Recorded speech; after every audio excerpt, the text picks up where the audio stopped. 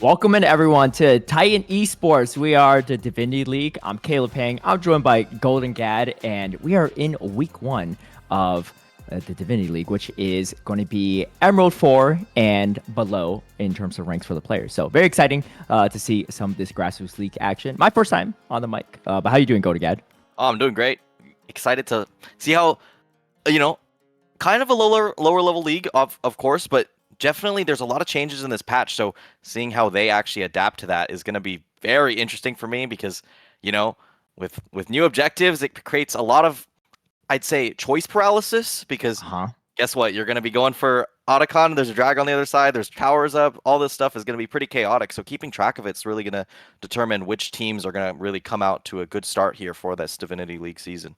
Yeah, definitely. And I think the new season as well with all these changes, it's definitely encouraged a lot more team fights, I'd say. I know the ranks of the players kind of vary, but this is more my personal rank as well too. So love to see all ranks represented and see how it goes. But today we have Conduit Esports, Flux going to be one of our teams, and then we have Foolzry on the other side as well. And it's going to be a best of three. So hopefully we'll get 3 solid games of packed action. Yeah, I mean, I'm hoping to see as much as we can. This is Fearless, so, you're going to be seeing these champion pools dwindle over time. And, you know, let's just say people think they can flex things until you're in the hot seat ready to actually make it happen. And it could be a little bit difficult here, but we're getting straight into draft.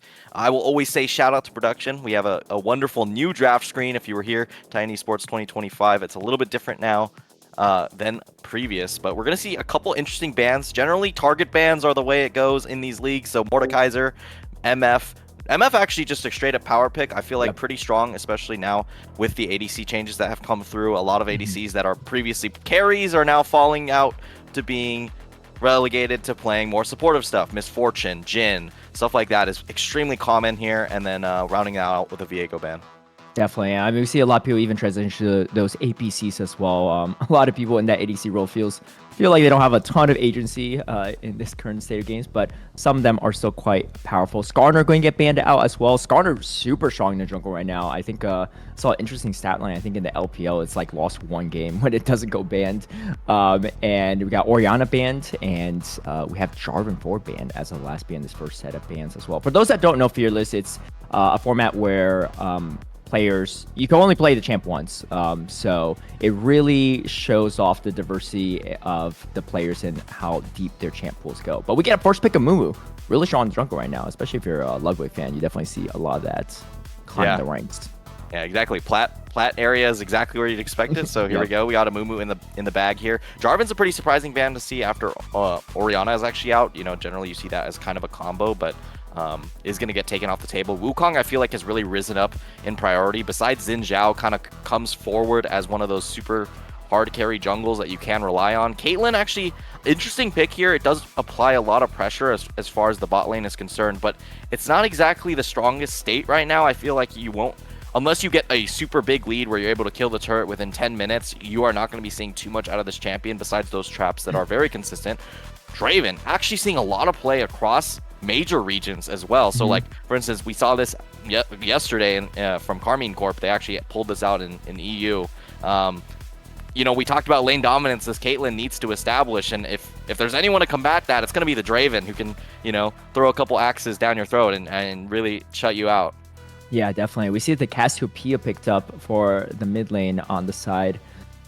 I think of Conduit, and then we also have Syndra as a pick as well too. I'm very curious to see how they pair the supports with the respective ADCs as well too. Maybe if you go with a Lux pick or something with the Caitlyn, could be a really annoying lane to play, but Draven also very, very strong early. We got the Poppy ban, and then we also get the Mbessa ban, but Mbessa definitely a solid ban too. Mbessa is so strong right now, especially in those 1v1 situations top lane. We get the Leona ban as well too, so trying to lock down some of that CC engage for that Draven. And we have one final ban. It's going to be the Alistar being banned out as well too.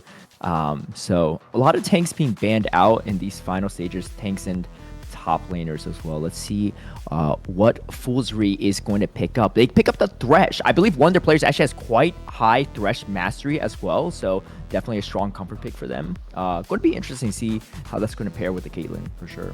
Yeah, binding out a lot of the priority supports here. You saw Leona and Alistar find Ooh. bans there, and then we see a response picker of the Renata, a little bit safer, but this is a very strong lane. Renata Yeah. Draven, known to be one of the strongest bot lanes in the game, for good Yeah. reason. The Right. steroid you get from Renata actually pumps very well into Draven here, and they're going to round it out with a tank with that Ornn. So a lot of I feel like a lot of focus is going for this Cassio. I feel like you're really trying to build around Cassio, who is definitely extremely strong throughout these patches. I mean, has been sitting at a 58% win rate before getting knocked down just a little bit from the last patch, so reduced your movement speed growth just a little bit, but still definitely a strong champion. And we're actually going to see a Kale to round out that pick, and I think it's a pretty interesting angle. I do think you're lacking a bit of frontline for this Kale to actually be able to free hit. The Ornn and Amumu are really good at getting past those initial kind of weaker engages, such as the Wukong, such as the Thresh, and I don't know if the Kale's gonna have enough time to actually be able to execute on getting to level 16 safely. Amumu's pretty good at diving.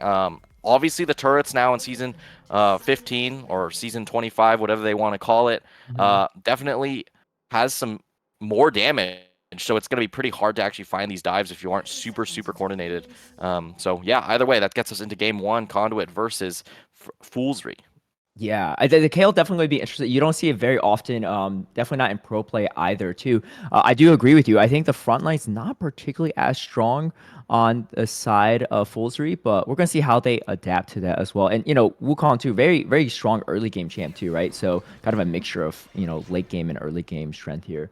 Ornn just super relevant throughout the game, and obviously upgrading your teammates' items definitely scales really strong for the late game as well. So we're gonna really see how this bot lane projects, because if Draven can get some kills early, it could make Foolzry's life pretty miserable. So we're gonna see how they play that out. Yeah, I think definitely big focus here on the bot lane.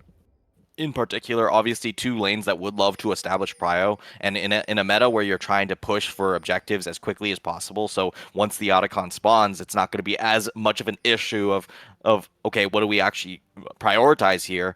If you already come out to a front foot, you're going to have the lane control that you need to actually translate into a buff here. And you don't expect your Kale to win early on. Ornn actually does surprisingly a lot of damage, so you really need to see this Caitlyn Thresh find a victory here on a lane that I don't think they actually do win by the numbers, at least. Yeah, I mean, they got the double range as well on this side of Conduit. And here we get a hook come through, but not enough really follow-up damage. Just going to do a little bit of harass here as both sides just doing their best to CS. Cassiopeia position very far up here, socks to thighs here, trying to be really aggressive, just constantly harassing Foolish. Foolish really chunked down to less than half health already.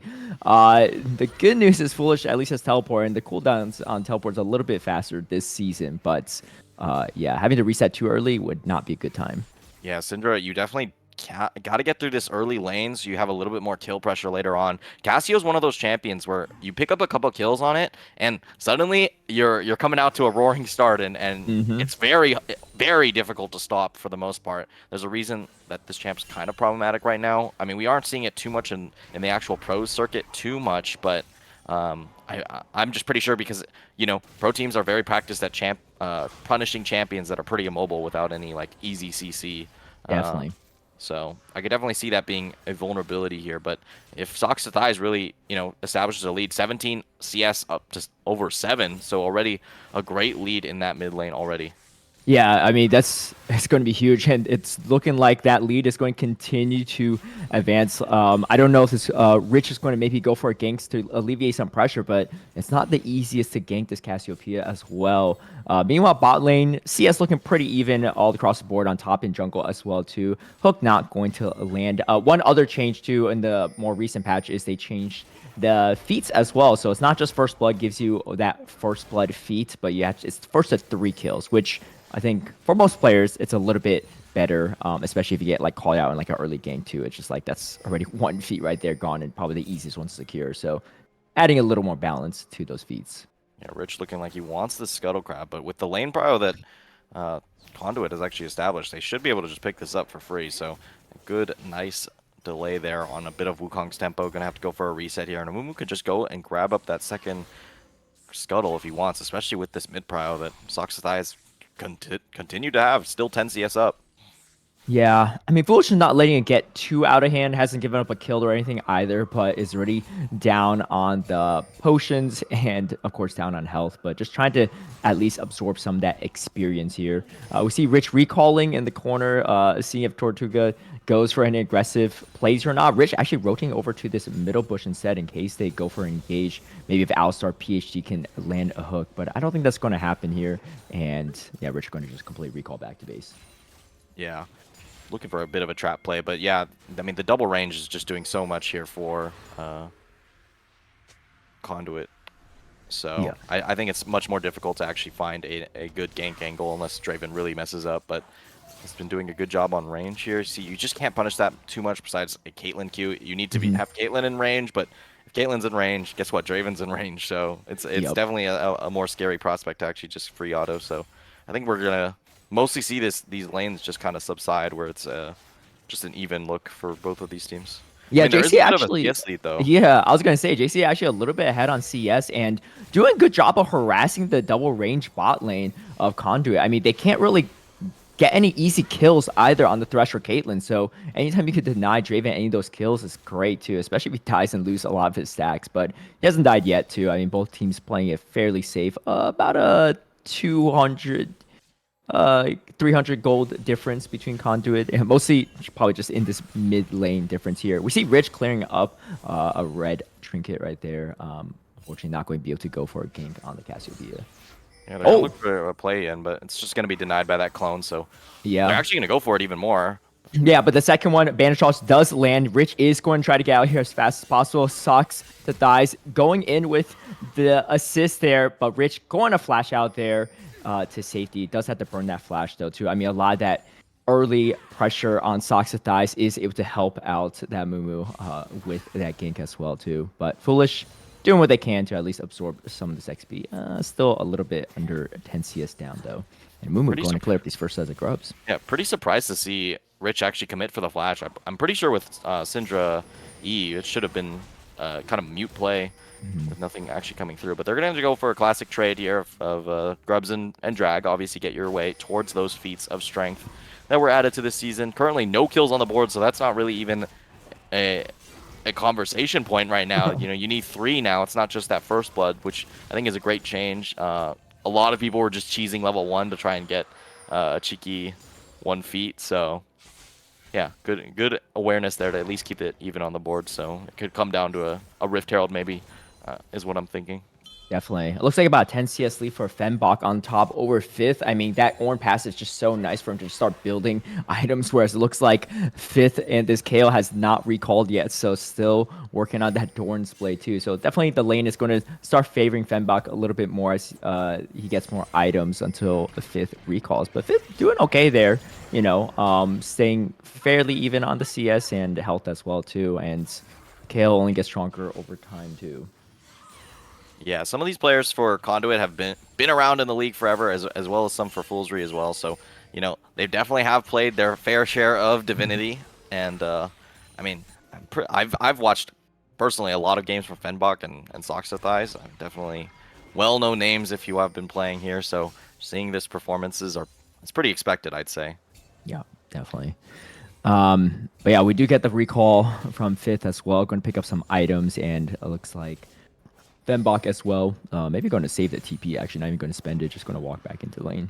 But bot lane is... The CS is still favoring JC on this Caitlyn as well, too. We're doing a really good job of zoning out. And Alistar PhD just being harassing with the hooks as well. Not really doing too much damage, but not taking too much either. Just trying to keep this Caitlyn fairly even. I mean, Caitlyn does hit pretty hard late as well. So if you get Caitlyn there without giving too much kills, that's definitely going to be a win for the side of Foolzry. It looks like Rich going to go for a little red buff invade. Let's see if he pulls it off. Going to drop the red trinket there too, but Aminar going to drag the red buff a little bit further to avoid the steal. And Rich going to give up on that. Looking to maybe poke around in mid side here. See if Soctathais is going to fall for it, but no, it's going to just go back and recall. Yeah, just going to call off the play there. So, I mean, it's a little bit too eager, I'd say. You know, I feel like because you don't have the CC that, I mean, a Cassio Amumu has, it's very difficult to actually just establish a strong invade here. So definitely a testament to that. And, you know, I don't know how I feel about Syndra right now. I mean, I don't feel like you're one-shotting anyone who's a priority, considering there's a lot of people who are just extremely tanky when it comes to the actual meta now. I mean, Hmm. if I'm looking on the other side, we had a Mumu and Ornn both drafted before the Syndra came through. Actually, no, the Ornn wasn't drafted, but the Mumu at the very least. So it definitely reduces your options for targets. You'll have to really carve out the Draven, but on top of that, there's Renata ult Yeah. coming through. We see a little skirmish right here, but it looks like Divine Judgment is going to come through as well, denying some of that damage. But Amonarch is coming in with a move. Bandage toss. First one is going to miss. Goes for a flash and goes for the ult. Does get the first blood there, too. So great follow-up from Amonarch. Meanwhile, there's a fight going on the bot side. The net is going to land on the Draven, but Draven's going to commit, and hostage takeover is going to start chunking away at this Caitlyn as well. And it looks like, oh, and the bailout comes through, and it does succeed in keeping the Draven alive. Rich is here for some follow-up, but we secured the feats for the side of Conduit. They do get those first 3 kills, so they are closing in on the first feats of strength. Yeah, so they do secure the first one, but that's a lot of gold towards Rich, and getting this Trinity Force online early, you might even be able to pick it up right before this next Drake spawns. Could really be a large lead that they can leverage to actually find some stuff. They're actually going for a play here on mid. Fenbach using the extra time that Ornn gets from not having to wait for items to just leverage getting the grubs here. So that's going to be the second one here for Conduit. And, you know, they're already, if they get this, they just need one more, and they're already having those completed feats. Yeah, and on top of that too, 6 grubs is so much pressure to pushing power as well. I mean, and especially on the side of Foolzry, they definitely want this to push into a late game, and having those towers go down super quick to 6 grubs is not going to be a fun time in ensuring that.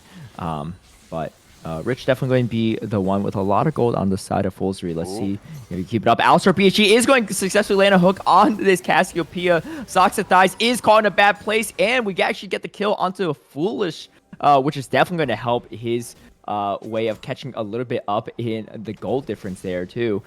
So a great way to kind of put the Syndra a little bit more on the map. Meanwhile, we have a 1v1 fight with this Caitlyn versus Draven. Caitlyn definitely still ahead on CS, but Draven probably has a decent amount of gold because was able to cash out on that passive, killing, I believe, the Thresh right before he went down himself.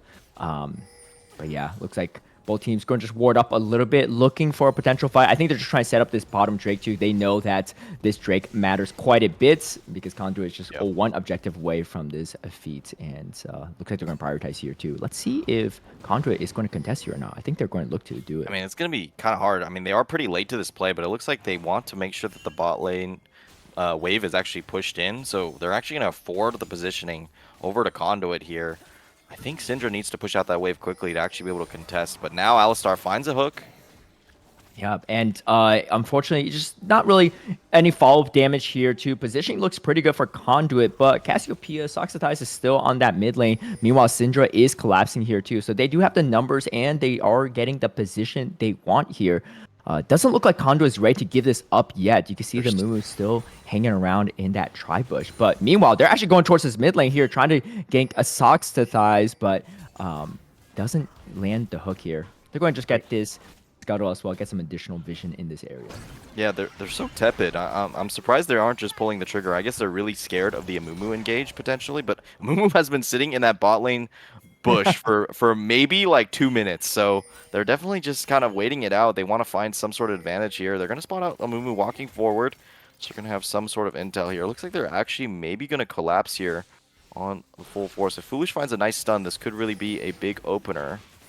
Yeah, definitely. I mean, they're clearing up the vision there from the control ward as well. You can see the side of Foolzry. They're going to have to go for a steal here, and it is stolen from Rich, a huge steal as well. And now the team is going to collapse here, but the bailout keeps Amonarch alive enough just to at least take down Rich. And looks like a TP is coming through. It is going to be Syndra. Let's see if they can get this Cassiopeia. Kind of caught in a tough position, but the Renata is there, and here comes the Kale ult. Unfortunately, not going to do any damage, but does get Soxatize out of there. And a huge steal from Rich as well to deny the feats of strength here. And it's still anyone's game, but this tower is starting to go down a little bit quick on this side of Foolzry, and Fenbach with 6 grubs is going to help speed it up. Hey, if they don't want to get the feats of strength through 3 objectives. A tower will do as well.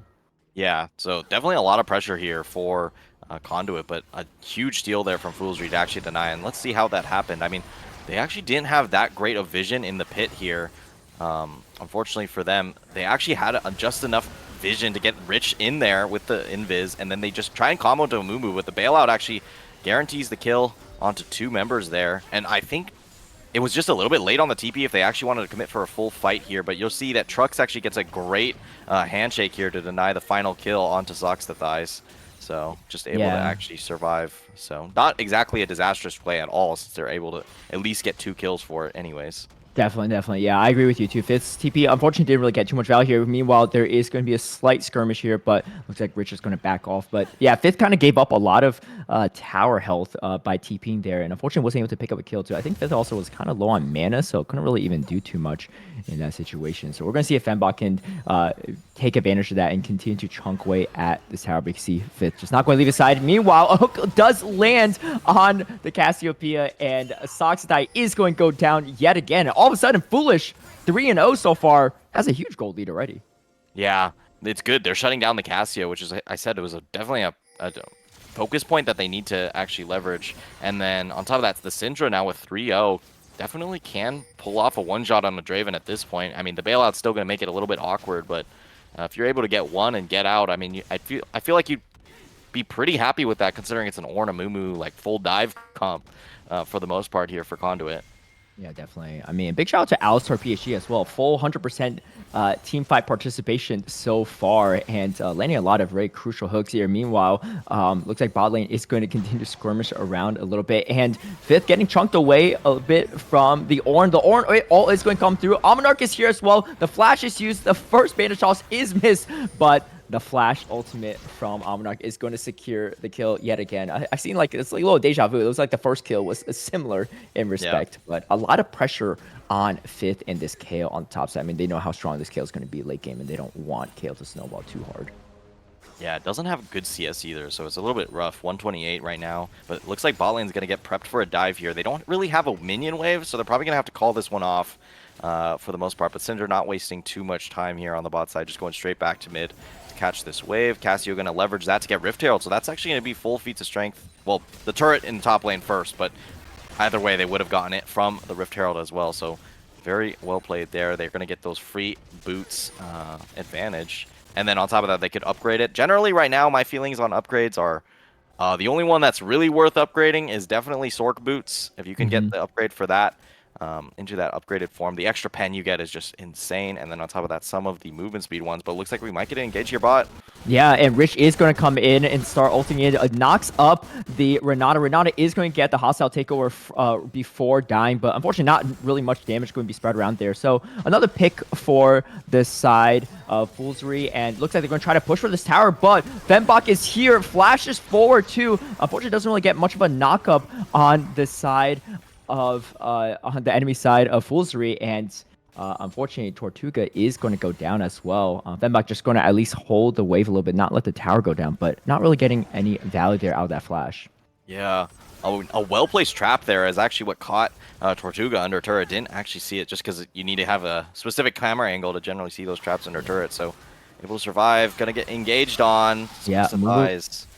Bandage also going to come through, and we do get the shutdown now. Socks the Thighs is feeling good about that one too, just because winning that early game, but then unfortunately not getting the kills, but finally able to shut down Foolzry. And Almanarch all over the place on this movement too. Really great engages to kind of put his team slight gold lead ahead, but Rift Herald is going to land on the turrets, and it's almost down. Not quite yet, but just a few ticks away. Yeah, Caitlyn couldn't really get out of lane that well, but 170 CS over this Draven, definitely something you can boast about. But as I said, this champion's just not that strong. You're going for the Collector first, which I've been seeing more IE first, and you just pray you randomly get enough kills to be able to get to 3 items like ASAP, and then suddenly Caitlyn's pretty good. But going Collector means you just have less prio. Ammonarch gonna get CC'd up. First hook is going to land, but Almanarch is going to ult as well to re-engage. The Ornn all coming through as well Kale All is going to prevent some of that damage, but still caught in a really tough spot. Bailout comes through on Tortuga. Unfortunately, not able to secure a kill there. This Caitlyn JC doing a ton of damage on this backline, completely untouched so far as well. And looks like most of the damage gone on the side of Conduit. Another incredible hook from Alistar PhD as well. Just constantly CCing the enemy team. And the Ornn goes down as well. I mean, the damage on the side of Foolzry just staying alive. Yes, Kale does go down pretty early, but Caitlyn and Syndra pretty much untouched, and they're just able to continue dishing out that damage. I mean, this is a tough part with the Draven, right? I mean, once he goes down, there's just not much damage left. I mean, Sox Dice was pretty chunked as well, too, and the rest of the side of Conduit, they just don't have enough damage to take out the other remaining members of Foolzry. Yeah, somebody please put a ward in the banana bush. I mean, this is like textbook.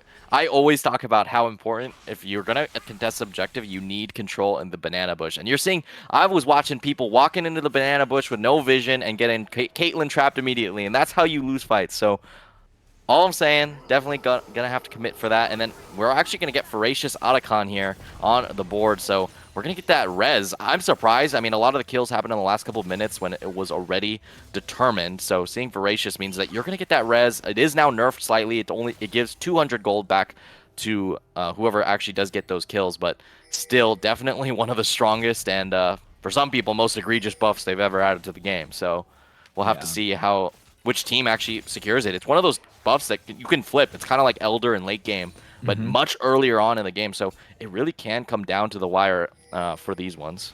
Yeah, definitely. I mean, and especially if the team ahead gets it, it's just like they're already hard to kill, and then the fact that they have essentially like a built-in team GA without any real punish there is outside of just giving over some gold makes it really hard to deal with. And then here we see a little replay of this fight, and I mean, Arc gets a great bandage toss here, and then actually just follows through with the Curse of the Sad Mummy to actually find fifth. It has to burn the ult so early and just gets CC'd down. Unfortunately, Tortuga, as I said, walks straight into the banana bush and gets trapped. So just going to go down immediately, and then after that, they play the long fight. Soxatai is completely forced out. There's just not much they can do, and one way or another, Fenbach goes down, getting a little bit too tricky with the dodging, ends up being his own demise, and eventually does get taken down. Caitlyn, you pretty much using Cleanse exclusively for those that Berserk every time, which is pretty good. I mean, that's the only champ that really does a lot of damage during that for the side of Foolzry, so pretty good nonetheless. They should be able to just force down this turret, I think, with just Tortuga down here. Yeah, definitely. I mean, this game, I feel like it's pretty back and forth, too. It looked pretty good for Conduit early, but the damage on the side of Foolzry is looking pretty strong. This is Kale, like, not really even fully scaled up yet, too. So over time, it's going to be even scarier. But really, it's just JC and Foolish just dishing out a ton of damage. I was watching that fight back, and it looked like Tortuga spent most of the time just taking out Rich and Fifth, the Kale and the Wukong. But after that, like, he's just kind of taking all this damage from the top side from Caitlyn and Syndra and just doesn't have enough health to survive the rest of the fight. But looks like Foolzry just getting some vision here. I don't think either team are fully committing to this Otacon yet because neither have all team members here. But looks like Conduit does have 3 members, and Ornn's TP is up, so can join the fight at any time. Yeah, this is pretty scary because, yes, there's no other objectives on the board, but this is a 5v5 when pretty much both teams are exactly even gold. So you could pretty much throw the entire game here if you force too hard and overextend. So it's definitely a scarier prospect. And now with Syndra not on the map, I think they're much less confident about starting this up. So they're going to look for a pick here, but a nice ward there from Fifth is going to kind of dissuade it a little bit and give a little bit more space for JC and Rich to clear out some of this vision. Fenbach, I would suggest just clearing out some of these waves. I mean, you have TP advantage. Actually, nowhere. Just Soxatai already in the bot lane, so you should just take the Syndra, push mid, maybe even push 2 waves, just to be a little bit more lane present. But it seems like they're just trying to look for it, and they find one on Tortuga, but it's just a little bit too far. No follow-up to be had. Oh, and here go Fenbach walking into that tri-bush with no vision as well, but doesn't have the confidence on the side of Foolzry to engage. And we get another great hook from Alistar PhD. It is on the move, going to flash out, and the move goes down straight away to Foolish. Hostile Takeover doesn't really do much as well. Jungler down, no smite, and, you know, if they secure this Otacon in the middle of the fight, all 5 members up on the side of Foolzry, it is going to be even more disastrous for Conduit. Conduit looking to see if they could try to steal this, but it's not going to be an easy thing to steal. However, Otacon does quite a bit of damage compared to a lot of other objectives. You can see Rich chunk quite a bit, but the rest of the members on Foolzry is still pretty healthy. If they could pick Rich off, it could be a more even flip, but Fembok just kind of walking around there, not doing too much, and gets hooked again. Ace in the hole is going to come through, and it looks like the bailout is not going to keep Fembok alive. Otacon's going down scary fast, and Rich does go down right away after securing it, but all other 4 members still have the buff, and things are looking pretty good for Foolzry right now. Losing your jungler there is just so disastrous. You can't really contest, especially since Amumu didn't have any time to actually be able to burn any of those cooldowns to kick something off. So just well played. I mean, the long game with the Thresh hooks, definitely what you want to play for. I would have expected a more explosive engage at some point from the side of Conduit, but as I said, they look a little bit scared to pull the trigger for some of these fights. They can't close the gap as quickly as they'd probably like with the Ornn. Yeah, they are going to secure themselves a tower here, and that's going to be good because they really need some prio in the spot side. This is going to be so for the side of Foolzry. If they can secure it, they can probably easily give this up because they know they're ahead quite a bit. Meanwhile, they're actually going to catch out Fembok. Fembok going down so fast. That's a tanky Ornn, but he just gets shredded. And now we see Amnar going to ult in Curse of the Sad Mummy, but there's only one Sad Mummy here, and it's going to be Amnar going down yet again. I mean, just no damage at all, too. Kind of a curious engage there from the side of Yeah, Amonarch. it looks very disconnected. I mean, Amonarch sees, hey, I mean, I've been there. Lights in your eyes, 4 people standing in front of you. You got that Curse of the Sad Mummy, and, you know, the whole lore about Amumu is you have no friends, and it kind of seemed that way that time. But now they're just going to translate Foolzry just over to that Baron, and this is kind of what you're scared of, is a transition from Otacon to Baron, which is why a lot of teams that are very ahead will actually solve, but actually we're finding a bit of a fight. Obviously, Fifth doesn't care that much with the withdraw, but Soxathai will take that wallet right there. Definitely. 200 gold straight into the pocket. 200 gold, pushing the KO back a little bit too, but at the cost of Baron as well. Knows that there's no way they can contest that. Really great Baron call from the side of Foolzry. And yeah, I mean, look at Alistar PSG on this Thresh. 100% kill participation, 26 minutes into this game as well. Doesn't look like it's stopping anytime soon. I don't remember the last time I've seen Alistar PSG even miss a hook. Even if the hooks don't really matter much, he's still landing it even through the walls. Yeah, and Force of Nature also a pretty good purchase here. You get a bit of movement speed, as well as, you know, you have this AP mid, jungle, and top. So it's actually quite strong. The only champ that really shreds through that is Draven. And if Draven's autoing a Thresh, I guarantee you've already lost a fight. So definitely going to need to see if they're able to actually find the picks on the priority targets here for Foolzry. But it's even harder when you have that Kayle ult to really dissuade it. But Amonarch, big flank here. Yeah, and then Caitlyn going to land a headshot as well. Tortuga very low already. Meanwhile, Fembok trying to land an ult there, but fight is kind of disjointed as well, and Tortuga is going to go down. That's a lot of their damage right away. Alistar PSG trying to tank for the rest of the team. Rich does go down, but JC is still alive, doing a ton of damage, and that's going to be an ace and a shutdown going over to the side of JC as well. This Caitlyn is starting to get pretty big, as well as the Syndra as well. 7, 1, and 8 on the side of Foolish. I mean, things are not looking so good as well. I mean, even look at the gold difference too. Over 6K difference as well at this point. Make it 7K, and it's going to continue to balloon forward. And we still have the Baron buffs as well. So these turrets are going to go down pretty quick. No grubs on the side of Foolzry, but none needed as well. They have the damage to take out these. Yeah, I'd say what a clean snowball here from Foolzry. I think they really are showing why. I mean, what put them here, and Fifth just going to get pressured out. But yeah, basically, I feel like they didn't really make any big mistakes. I mean, that fight looked a little scary, but as you said, Tortuga got absolutely chunked at the start, and then Syndra was actually in range to actually just click R immediately and take Tortuga out of the fight basically instantly. And that's your only big damage threat besides this Cassio, who takes some time to ramp up. And, you know, the itemization is going the way of nullifying the Cassio damage. They're trusting that their CC is going to land on this Draven, and after that you just don't have enough damage threat, despite even the Amumu going Leandries. Yeah, I think Alistar PhD hasn't died in a long, long time in this game too. I think the Force of Nature just building MR is just so valuable.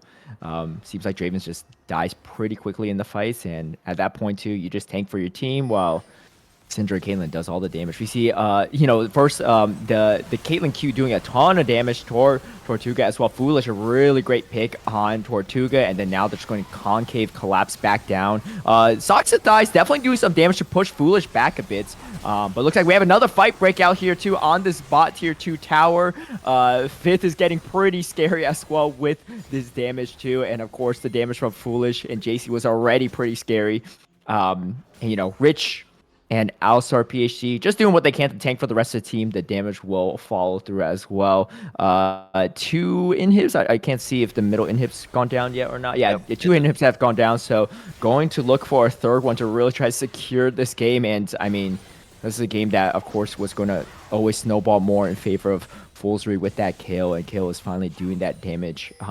But just the rest of the team, too, just has such a sizable advantage. Almost 10k gold difference now for the side of Foolzry. The only downside, it looks like Alistar PhD missed out on 1 kill participation the first one. But hey, still not a pretty completely good. perfect Not completely reputation perfect. there. But I will say one thing that is good for Conduit here is that Tortuga is grabbing up both of these waves. Pretty much, I'm watching Amonarch and Trux kind of escort them over to the 80 carry to actually catch up all that gold. So at the very least, they'll be able to catch up some, at least on one of your priority members, but it's still very scary. Coming into this next fight, they have basically no vision walking into this. Caitlyn can place all the traps she'd like. Fenbach taking a big chunk at the start. Actually, Jason, he's playing on the top side here. Could be isolated, but they're going to go for the engage. Yeah, Ornal is going to come through, but not able to connect on the second part two. Stunned right there. And here, a huge engage from Rich. The Kale is going to be also there, too. We got Soxa Thighs, has to go into stasis, but instantly goes down right after. Rest of the team members are going to continue from Foolzry. Foolish does go down, but we see the aggressive flash forward from Fifth as well. Just Tortuga left. It is the damage, but just not enough damage. And you see the Kale has scaled. And here, they are going to close out this first game on a really epic win. I mean, fantastic team fight from Foolzry all the way throughout. Yeah, very well played. I mean, that fight was extremely well coordinated. I mean, it was looking a little bit scary, but with this multi-damage threat comp, they're all ahead at the time. So they basically get to just shred through your entire front line that's supposed to be super beefy. And I'd say a really well played there from Foolzry, and yeah, Conduit's definitely gonna have some things to work on. I feel like it really came down to that one fight where they kind of threw it all away right before Otacon. That really did snowball. I mean, it was pretty much completely even at that point, and then your jungler goes down. Suddenly, you can't contest the most important objective in the game, which is, of course, Voracious Otacon. So, yeah, it just leads to a quick loss, unfortunately. Yeah, I think, Almanarch had a lot of really great plays on the Mumu, especially prioing that top lane with the Ornn, getting that first, turret and getting the feats of strength to connect. But I feel like I agree with you, especially those mid-game team fights around Drake, around Otacon. It just looked a little disjunctured for the side of Conduit, and, just the Ornn getting called out a few times, the Mumu as well. And after that, it's just Foolzry just snowballed too far, and I don't even think that last fight was bad for Conduit, but they were just so behind on gold at that point and levels, and they just didn't have the damage and items to match Foolzry. So really well played from Foolzry, though. I think throughout. No, I didn't see any significant mistakes. Like Fifth was a little behind, but Fifth also got ganked a bit. Foolish a little behind a CS, but even able to find a kill lead in that early game and just kind of continue to snowball in the Syndra. So really well played, and I gotta say, Alistar PhD putting in work on that support. Yeah, definitely one of the players to watch from that one. I will say a little bit disappointed from the bot lane here for Conduit. I feel like you're picking Draven Renata, one of the strongest lanes in the game. You got to be a little more dominant than that, so definitely that's something they're going to have to reflect on. But unfortunately, they're not going to have any time to refine that skill because it's fearless, so they're not going to have to worry about that bot lane coming into the next one. I feel like there's the only champion that really calls out to me as, hey, we can't play this anymore, is definitely going to be that Cassio. I mean, not having that access to that might be something that can't you maybe have built a strategy around, having this very strong carry in the mid lane. And with Victor getting some nerfs, there's kind of a vacuum as far as that solo carry mid lane role after, a lot of changes, I'd say, from this last patch. Yeah, and for our viewers too, Mel is not allowed in this current league for God probably bless. No. another like a week or two. So so that is why we don't see any mail, but otherwise we probably see it at least on the ban or if not pick. So yeah, like you said, some of those heavy AP carries in the mid lane are getting whittled out a little bit. But we're going to have to see how it goes. I mean, All-Star PhD, we'll see him on the All-Star, but I'm sure we might see some of that in potentially the second or third game. Oh yeah, I'm definitely looking forward to it. Yeah, and we're just gonna have to wait for the game too, of course. So Yeah. Definitely. And again, like looking at Foolzry's draft, like I think I shared a lot of similar concerns with you because they didn't have a stronger front line, but you made a great call out too. It's just like all AP